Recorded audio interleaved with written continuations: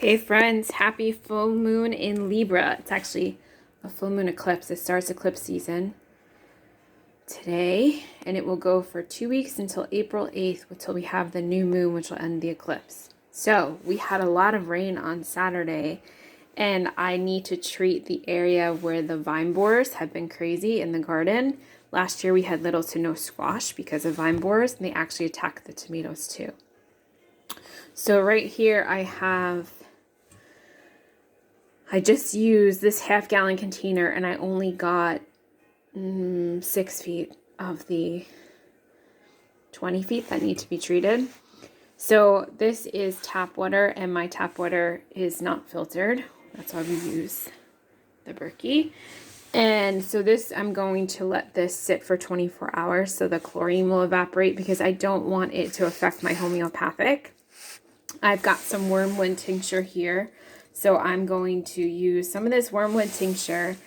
It's actually what created the foam when I mixed it with the homeopathic. And then some of this homeopathic pellets of Camphor 30.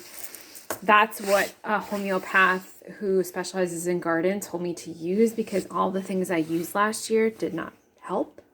And so I knew we were going to get a lot of rain, so I did not want to do it until that rain came. It's going to rain in probably Wednesday again, so I wanted to do this so it wasn't washed out, so the soil actually absorbed it. So yesterday it was windy and dry. There was no rain, so the soil was able to absorb the water. Today it won't just be washed out. You could see we've got our elderberry cuttings here. They've all greened out. Some of them have rooted. Let's see if I can find to show you. This one is rooted. So typically what I normally do is I just put them in soil, but because I actually want them to be viable, because I'm trying to sell them, normally I just give them away for free, so I'm not too concerned about it, but because I'm trying to sell them, I want them to actually be more viable than typically what I do, right? So you could see some of them are not looking so hot. This is the American variety over here. This is an American and mixed with the Sambuca, but for the most part, those are the Sambuca nigra. The American, they root. I've never done it this way, but they are starting to root. You can see down. There's some roots there. They send up runners, and typically that's how I dig them up, but I figured I'm cutting them anyway. Let me do it. So to catch you up on what's going on in the kitchen, I've got some arnica oil and some borage oil that I've been working on. It took a while to get the arnica, but I was able to source it locally. It's organic and wildcrafted. I actually started a bunch of arnica seeds at the greenhouse. I'll have to take a video next time I'm there. But today, we're also focusing on the sweet potato slips that I grew. This one is off of one plant. It's really happy. I actually just put a small Ziploc bag over the container, and that worked really well. So I don't know why I didn't think to do that years ago. But I'm going to show you outside and what is going on there. So yesterday I took Bee to the park because I knew that it had been really windy and then dried out, and so luckily it wasn't too muddy. But you could see some of the medicinals are coming back quite nicely. These nettles are actually growing out of the pot. If you can see that. It's hard to tell, but they're growing out of the side of the pot. But here's some St. John's, some calamint, some other things that have, that's not great. There's grass growing in there. There's a yellow dock. So, we've got to clean this all up. This is my other St. John's. Got some hairy bitter crust growing in there. Looks like some chives. I don't know where that came from. The problem is that some of my plant sticks, I can't read them anymore, so I don't know what they are. Not great. But you could see over here, the spearmint and the peppermint are coming up, which is great. We've got some hyssop coming up as well. So that's promising. There's tons of mugwort, which we will be using today to smudge the property. Hey, bug! We've got grape hyacinths, violets coming up. Our primrose are blooming. There's some self-heal I can see coming up too, which is great. These grape hyacinths are in the grass, which my husband will not be happy about, but it doesn't really bother me. But there's lots of things happening at the end of March. You could see the roses are starting to put leaves out, the daffodils. Unfortunately, my seeds are really not doing so hot. And I made sure to water my seeds, each individual container rather than from the top. And I still have little to no germination, which is not great. Like even my peas, nothing is germinated. No radish, no parsnip. One of my winter sowing things, actually they both were filled with water. One was lettuce, one was borage. So I knocked them down into here. I don't know if I'm gonna get anything. I'm probably gonna have to reseed. But this is the problem, is like the lettuce and the carrot seeds don't really keep for any length of time. So I was using quite old seeds, like a few years old, and I have no germination. And they were pelleted, so I thought maybe they'd still be okay, but they actually go bad quicker. You have something to add? So here we did do the board method for the carrots. They were a few years old. I turned over this board today. There's nothing. There's no, oh wait, maybe there's a little bit of germination. So this was like these seeds here were the ones that were the least old, but you could see there's mold. So if there were seeds, they're moldy now. But our onions are doing well. Got our rhubarb coming up. This is the side that I just treated with the wormwood and the camphor. You can see there's lots of hairy bitter grass. I did weed this and it's still prolific. We've got lemon balm coming up and chamomile here. There's parsley. We've got our garlic and our different types of onions. We've got a Brussels sprout, small kale. I did clean up a lot of the kale in here because it was bolting, and so we used it. And this arugula is actually getting ready to bolt too, which is not great. We've got Brussels sprouts here, some more kale, our lone Romanesco, but you can see there's whitefly. Whitefly never died.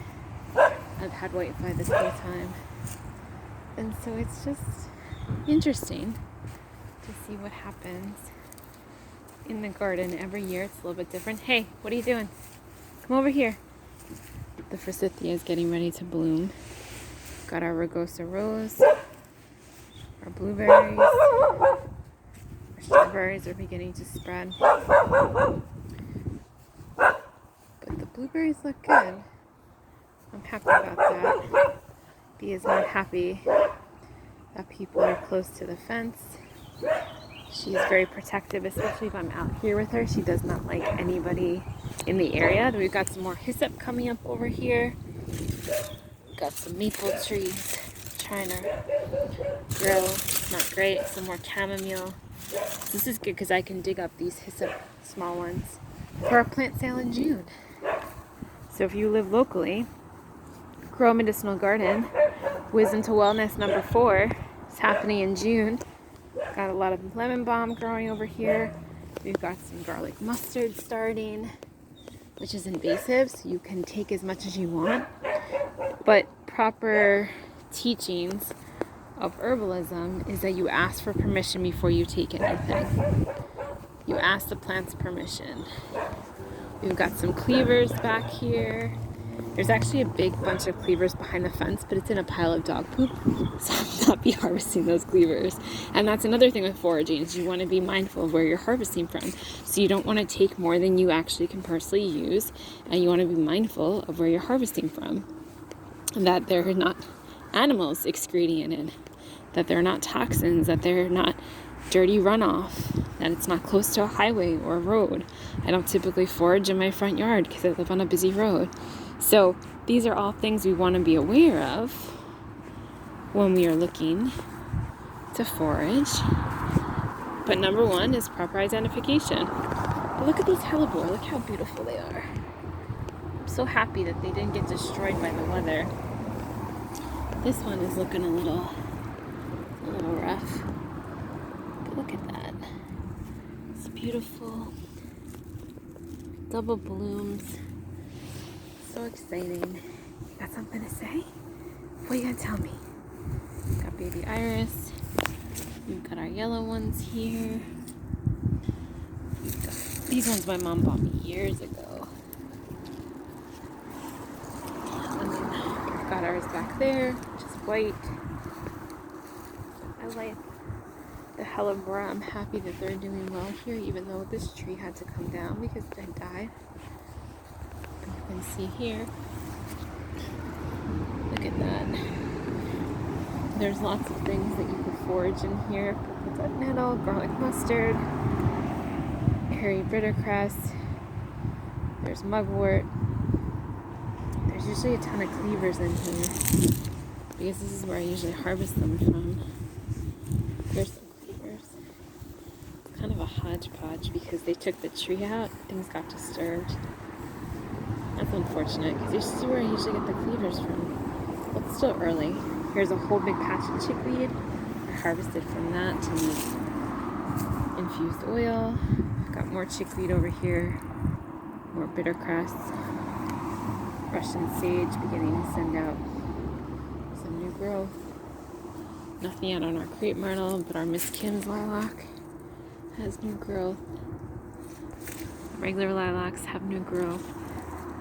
Last year they had a disease, so I'm hoping that this year they're a bit better. But you can see this is all chickweed in here. See the small white flowers. But see, that's a foxglove, and some people will misdiagnose foxglove and comfrey.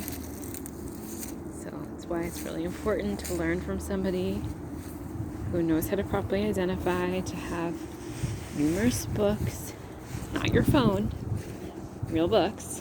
The Peterson's Field Guide is a great guide for foraging. It's got for certain areas. There's one just for the United States, but you can also, get foraging books for the Northeast if you live in the Northeast like I do. Our hawthorns unfortunately did not live.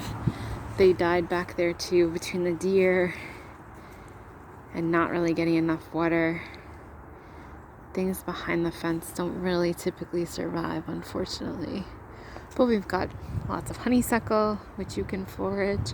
We've got cedar trees, which provide juniper berries. You can forage wild rose. We have that back there. We have raspberries.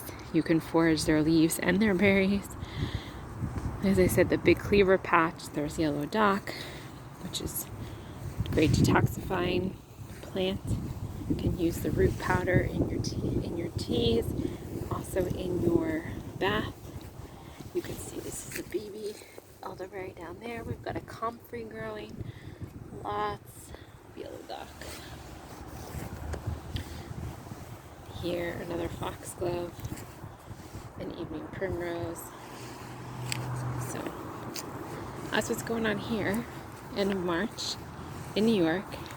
I did add more winter sowing. We've got our brassicas. And I forget what else I tried to put in here because I did not write on the outside because last year you couldn't see what it said. It had worn off. So I put tags on the inside. And so far only one thing has germinated. And I think it is a brassica. Right?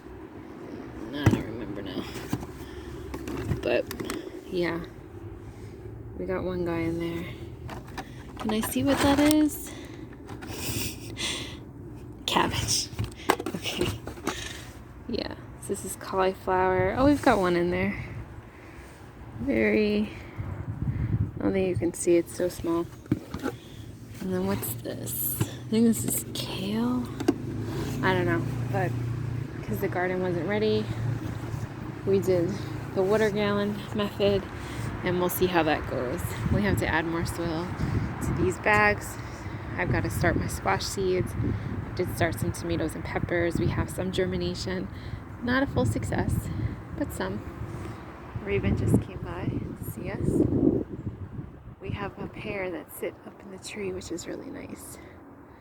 So that's that, folks. That's our garden tour. End of March.